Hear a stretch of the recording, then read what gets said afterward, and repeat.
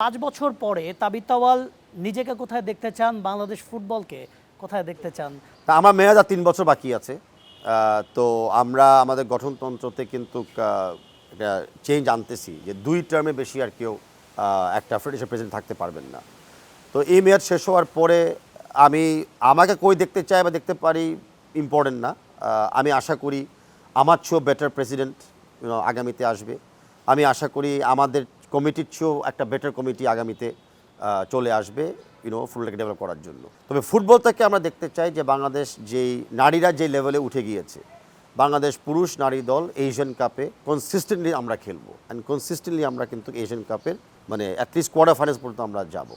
আমরা নেক্সট 5 বছর আমি বিশ্বাস করি যদি ভালো মতো মানে প্ল্যাটফর্মটাকে ইউজ করি, অলিম্পিকে অবশ্যই বাংলাদেশ কোয়ালিফাই করবে।